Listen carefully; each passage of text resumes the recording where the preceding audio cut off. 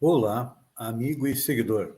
Seja bem-vindo à nossa live diária da Reflexão Matinal, onde eu convido você para irmos em direção ao nosso coração para lá, como jardineiros espirituais, elevar templos às nossas virtudes, fazendo-as crescer, florescer e frutificar, pois são elas que nos alimentam, que nos impulsionam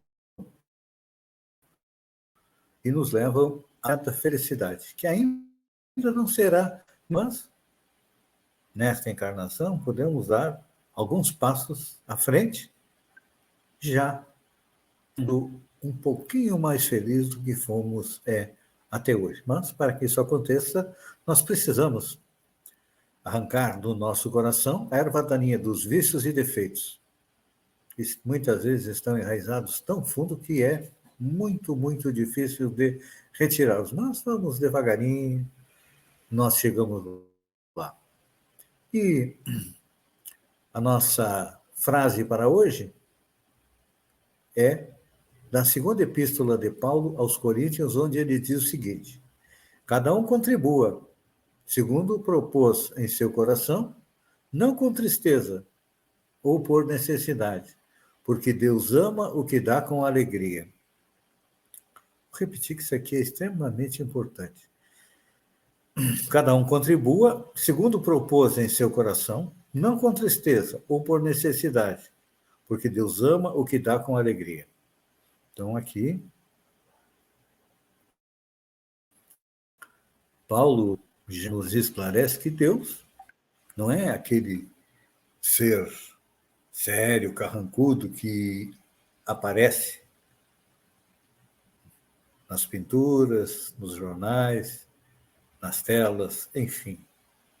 Paulo diz, Deus ama o que dá com alegria. Por quê? Porque Deus é alegre.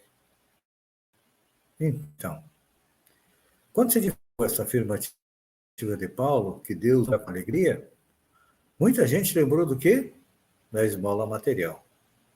É o primeiro tipo de esmola. O louvor esqueceu, não é? Não se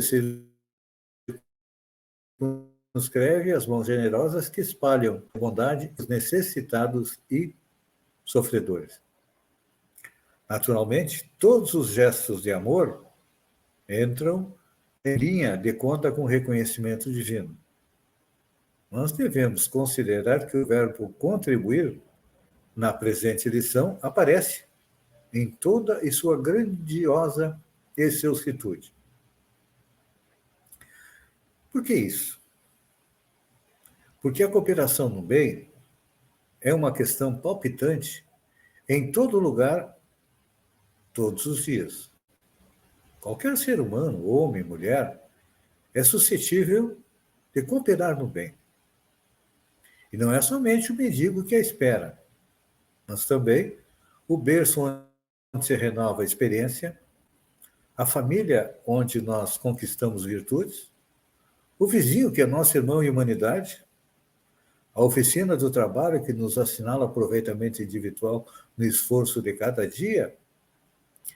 Em todos esses locais, nós devemos cooperar, não com tristeza ou por necessidade, não, mas com alegria. Eu peço para você parar um pouquinho e pensar. Como é que você sai de casa para o trabalho? Você sai triste porque vai ter que passar mais um dia naquele local, com pessoas que muitas vezes você não tem um bom relacionamento? A maioria das vezes nós pensamos assim. Porque ainda está muito entranhado na nossa mente a noção de trabalho como castigo. Lembram lá do capítulo 1 do Gênesis? Deus criou o homem e a mulher, botou os dois no paraíso, a erva comeu a maçã, tentada pela serpente, deu um pedacinho para Adão, e aí foi tudo por água abaixo, não foi?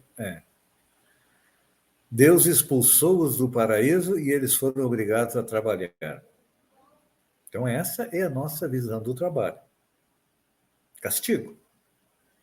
Mas vamos pensar diferente. A lei do trabalho é uma das leis morais. E a segunda lei que está lá na terceira parte do Livro dos Espíritos. Primeiro, é a lei da adoração, que nós nos prostramos diante de Deus, agradecendo a Ele por ter nos criado. E aí a segunda lei é a lei do trabalho. E é uma das maneiras como nós somos avaliados pela espiritualidade, é pela nossa capacidade de trabalho. E que não é muito grande, não. Quantas vezes, quando chega no final do ano, nós estamos loucos para tirar férias, precisamos descansar. Fim de semana, também. Tem alguns mais afortunados que têm direito a 2 dias de descanso no fim de semana. Outros 1 dia e meio, outros 1 dia. E todo mundo reclama do trabalho, não é? Enquanto que deveríamos ser gratos pela oportunidade de trabalho para o nosso sustento da nossa família e a nossa colaboração para com a sociedade. Claro que o repouso é necessário, mas não devemos passar a vida inteira repousando, não é? Então, depois de analisar um pouco a respeito do trabalho, vamos à segunda parte, onde Paulo nos coloca que Deus ama o que dá com alegria. O que significa isso? Significa que devemos ter cuidado com as nossas tristezas e com as sombras que nos rodeiam. De manhã, como é que você acorda? Bem disposto? Já acorda triste porque tem mais um dia pela frente? Muita gente acorda assim. Só que deveria ser o contrário. Quando nós começamos a compreender a doutrina espírita, nos é apresentada uma das leis que rege o universo, que é da reencarnação, ou seja, o espírito, que é imortal, a cada período, 100, 200 anos, vem à Terra no novo corpo para aprender algo mais. E deveríamos ver o dia que nasce como se fosse quase que uma reencarnação. Até porque, quando a gente dorme, o corpo descansa e o espírito sai. É como se fosse uma quase morte.